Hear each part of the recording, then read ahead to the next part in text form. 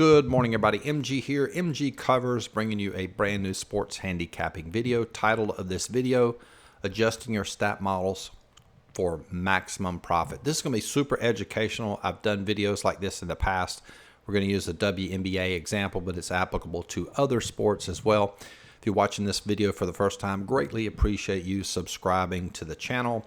And if this value provides you video at the end, remember to like it and also share it. If you want to follow me on social media, I give out a ton of content on Instagram, on my story. So screen name for that is MGCovers, cover spelled with the Z. If you go to the description of this video, there's a link that will take you directly to there. So you get a lot of value for free simply by following me.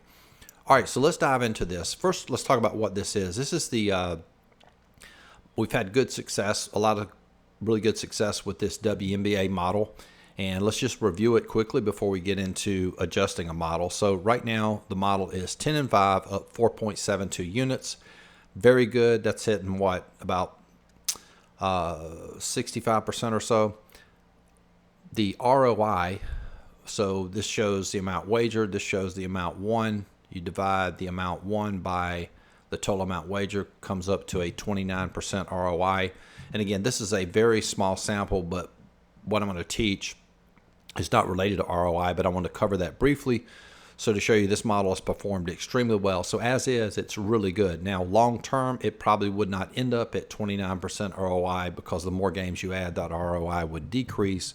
Still would be profitable, but it's highly unlikely over, say, a 100-game sample or even a 50-game sample, you can expect a 29% ROI. Somewhere between 10 and 15 would be great, even though it could be a little bit less than that and still be really good. So again, when you're adjusting your models for maximum profit, what I've talked about this before, the very first step to do, and even if you have a losing model, you can do this as well, is always examine your losses.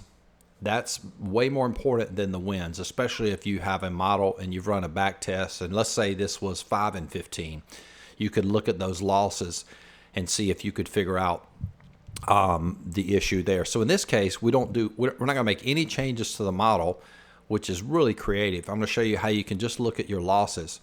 So if you go over here, look at the loss, let's just take a look at this one. My line right here, and I have the books line and then the win-loss record in units. So you see here, Minnesota, this loss, my line was minus 20, books line minus 4.5. Next loss, my line was minus 7, books line plus 1.5. Seattle, my line minus 1, books line plus 1.5. So the couple things I noticed immediately, so we played 2 dogs and lost. And then also, too, I noticed that these were very small margins, meaning my line was minus 7, books line 1.5. So we had an 8-point margin there and roughly 9.5-point margin there. Win, win, win. So we go over here, look at the ones from this weekend. My line minus 4. Again, that was another dog, right? And then finally, this one was a dog as well. So my line was minus 5. So here's 2 things that we observed here with the losses. So we had one of the losses. We've only had 5 losses. Again, small sample size, but I'm walking through the process of how to do this. So we had 1, 2, 3, 4, 5 losses. 4 of those 5 were underdogs, right? All right, so that's first observation. And again, favorites win in WNBA 75% of the time. So a favorite is going to win majority of the time. However, they're going to cover slightly less than 50% of the time. I think the current trend on that is about 48%. So that tells us right there. So what do we learn from that? That means if we're going to play a dog, we need to have significant margin. Come back to that here now. So let's look at the second observation. In addition to losing 4 out of 5, the losses were dogs. Look at my line. Minus, we already reviewed these, but look down here. They were all single digits. So we had minus 20, books line minus 4.5, minus 7, plus 1.5, minus 8, plus 1.5, and then the 2 losses over the weekend, minus 4. We played the dog there at plus 119, and then LA was minus 5, and it was plus 5.5. Now, if you look at the wins, just to sort of reference that, look at my line for the wins. Minus 13, minus 10, minus 12, minus 8, minus 23, minus 13, minus 15. We had a minus 2 that won, and then we had minus 22, minus 17. The majority of the wins were what? Were double digits. Double-digit favorites via my line. Not necessarily the book's line, but double-digit favorites via my line. So that's real important. Now, this term I'm going to talk about, this is called margin of error in statistics. And rather than to make it complicated, let's make this real simple. What margin of error means as it relates to statistics, you'll often hear when they're talking about election data, they might say this candidate has 52% of the votes. Margin of error is 2 or 3%, meaning it could be off by 2 or 3%. Okay, so let me give you this example as it applies to sports handicapping. So my line is minus 13. If we factor in, quote, margin of error, what that means is, let's use 3 points. That means my line could potentially probably be minus 16. My line could also be minus 10. That's factoring a 3-point margin on either side.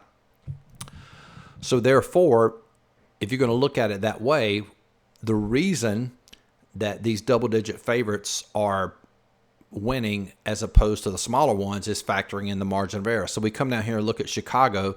So my line was minus 3. My line could potentially be either minus 7 or minus 1. Same deal with LA, minus 8 or minus 2. So immediately let's look and see if now we're going to make a criteria change. Let's say if we just play double-digit favorites via my line, and my criteria for a play is at least a 6-point differential. So those of you that have read Billy Walters' book, he talked about this as well. If the model is good, if your model is good, the bigger the margin between your line and the book's line, the greater percentage chance you have of winning that wager. Or it should be if the model is good. And the opposite of that is true. The smaller margin you have, the less likely it is to cash, or the percentage of winning that is lower. So now watch this. It's super fascinating. So we're just going to look at double-digit favorites via my line. We already know we have at least a 6-point differential in all these. So the first one, minus 13. If we play that, that's a win. Minus 10, minus 3, we had a 7-point margin. That's a win. Let me move me out the way here so you can see this.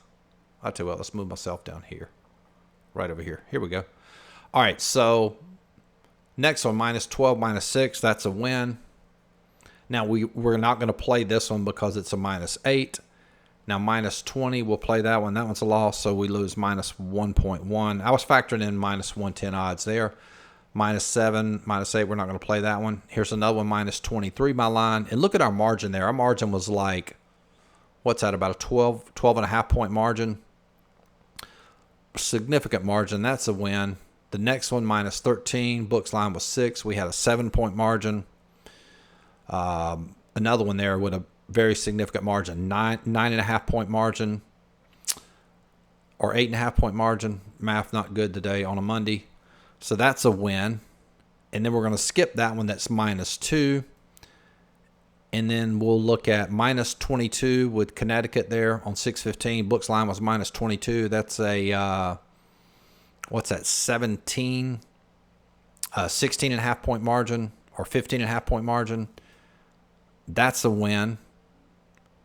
Minus 17, 112.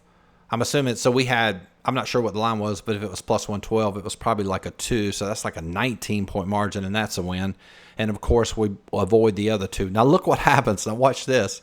Look what our record is now. It's up. That's up 6.9 units compared to 4.72, and we only had one loss. So it went 1, 2, 3, 4, 5, 6, 7, 8. So it went 8-1.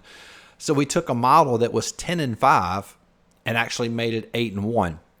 Now, obviously, if you ran this long term, you can't expect to have that higher percentage on a bigger sample size. But I'm just using this to show you how you would adjust the model. Again, this is real important because we didn't make any adjustments to the stat we were using. We just looked at our betting log and made adjustments to what was considered a play and a no play. And I would be willing to bet if we did this consistent and track both of these, which I might end up doing, this side over here would win out long term. We don't know because, again, this is a smaller sample size, but it's a great example of showing you how you can do this.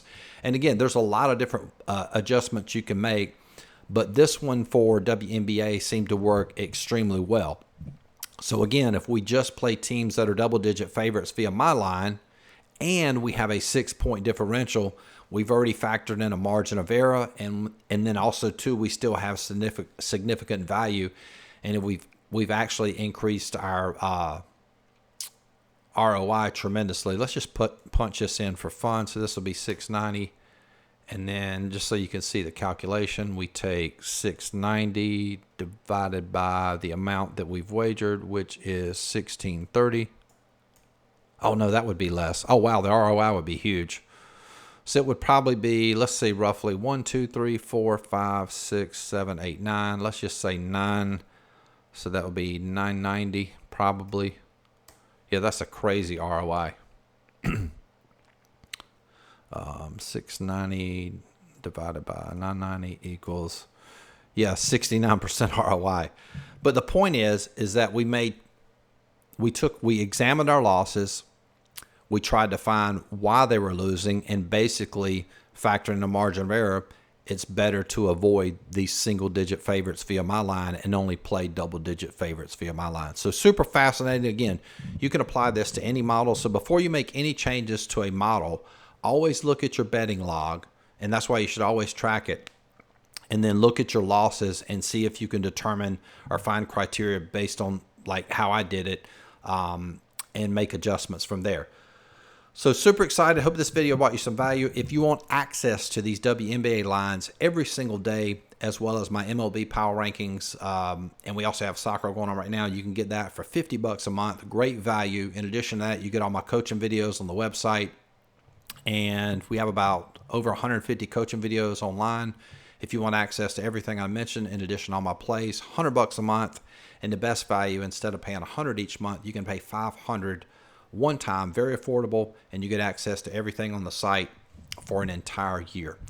Link to join is in the description box. Hope this video brought you some value. Good luck. Talk to you guys soon. Peace.